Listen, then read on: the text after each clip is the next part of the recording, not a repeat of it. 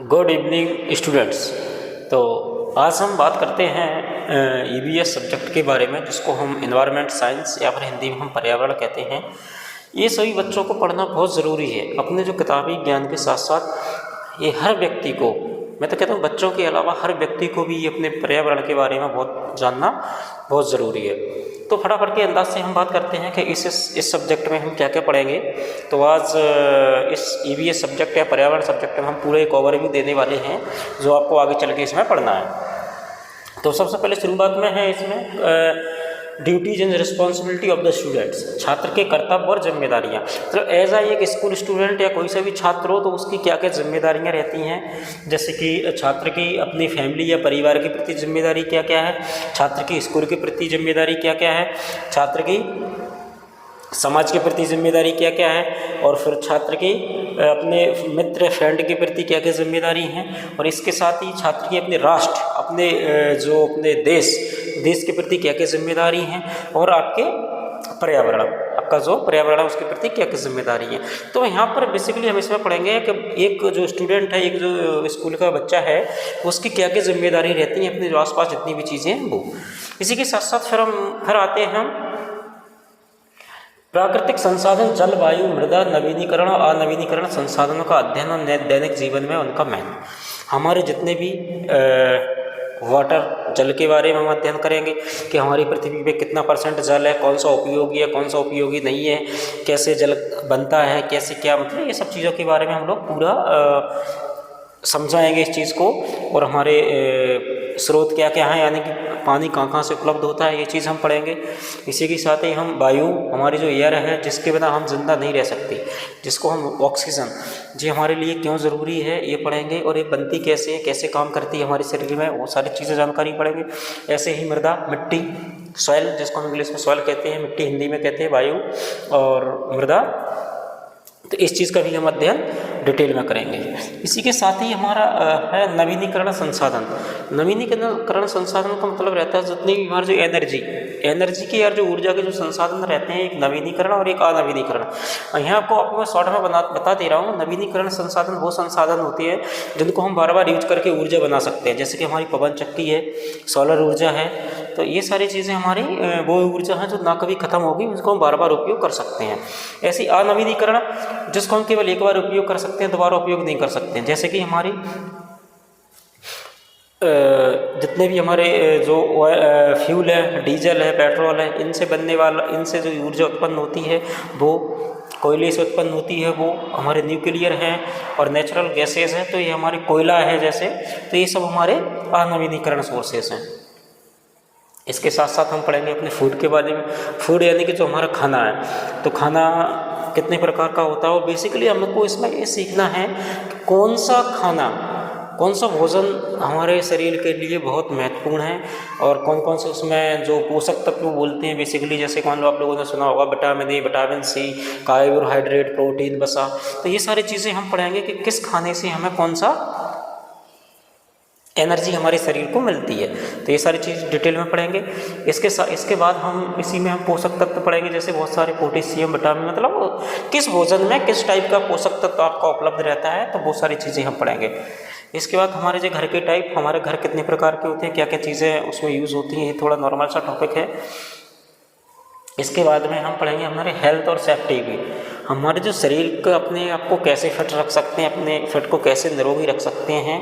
ये एक बच्चे के लिए भी, एक यानी एक छात्र के लिए भी, और हर इंसान के लिए बहुत ज़रूरी है कि अपने आप को कैसे फिट रखा जाए। तो ये सारी चीज़ें हम इसमें डिटेल में पढ़ेंगे कि किस जो हमारे अंग रहते हैं उसको कैसे अपना स्वस्थ बनाया जा सके। इसके बाद स्वच्छता, ये बहुत ज़रूरी है, जैसे कि हमारे आसपास की चीज़ें स्वच्छ रहे, हमारा समाज स्वच्छ रहे, हमारा भारत स्वच्छ रहे। इसके लिए हमारी सरकार भी बहुत सारी स्वच्छता के मिशन चलाती है, लेकिन सरकार के तो नियम बना सकती है, बट करना तो वो चीज़ हमें है। तो हम क्यों ना हम अपनी जो स्वच्छता है वो अपने घर से ही स्टार्ट करें।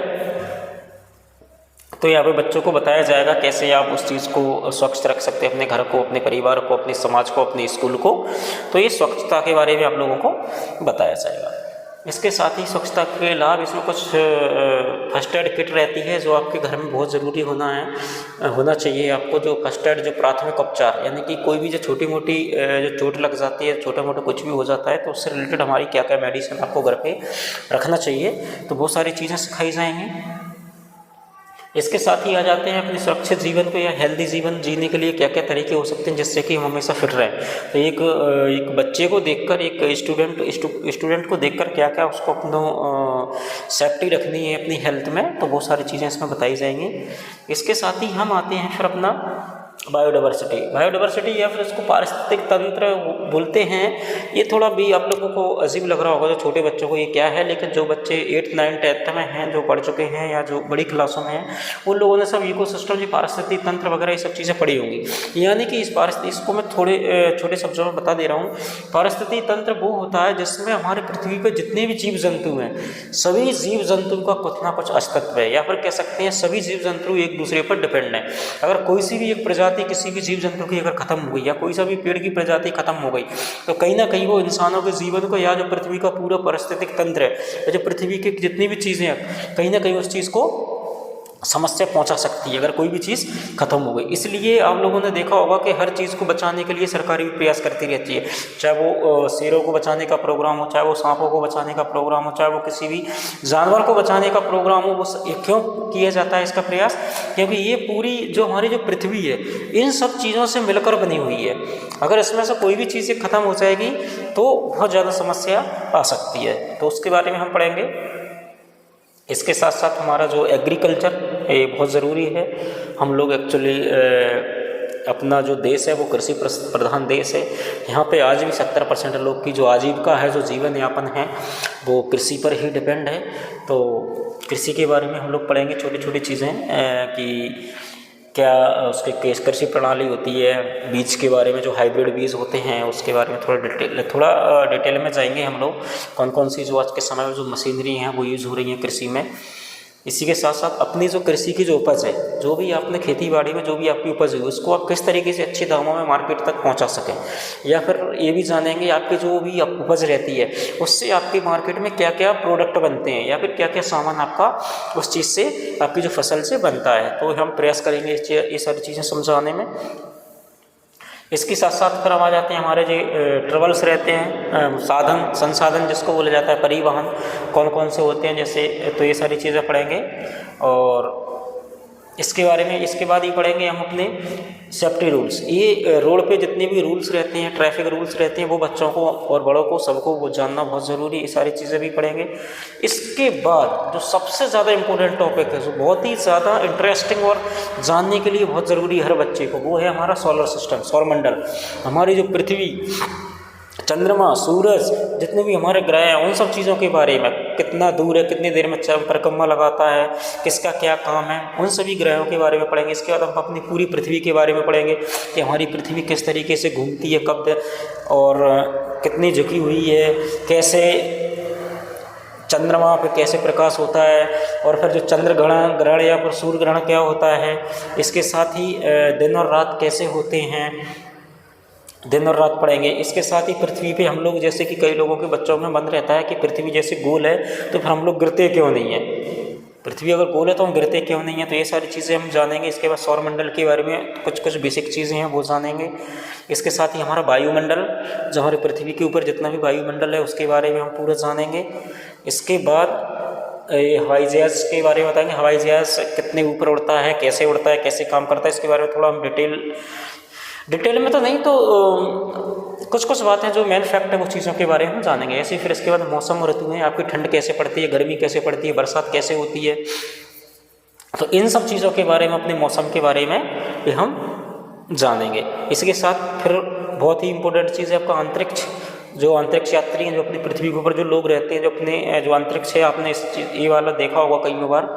और जो अंतरिक्ष ऊपर, पृथ्वी के ऊपर 100 किलोमीटर जो रहता है अंतरिक्ष, उसमें व्यक्ति कैसे रहते हैं, कैसे वो घूमता है, लोग वहाँ पे क्या काम करते हैं, क्या करने अंतरिक्ष में जाते हैं, तो वो सब चीज़ के बारे में हम लोग जानेंगे। इसके साथ ही रॉकेट कैसे जाता है, कैसे लोगों को ले जाता है, क्या उसमें फ्यूल डलता है, क्या क्या उसके पार्ट्स रहते हैं, तो वो सारी चीज़ें हम समझेंगे कि हम रॉकेट के बारे में भी हम लोग जानेंगे।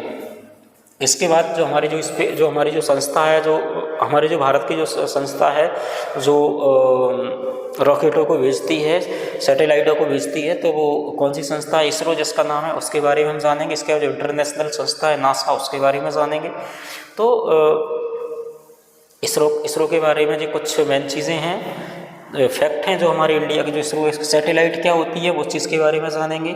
और सैटेलाइट के अलावा इसमें बहुत इंपॉर्टेंट चीज़ है हमारी जो टीवी या रेडियो या जितनी भी जो नेटवर्क है वो कैसे काम करता है, आपकी टीवी कैसे काम करती है, आपके मोबाइल में नेटवर्क कैसे आते हैं, वो सब चीज़ें हम इसमें सीखेंगे।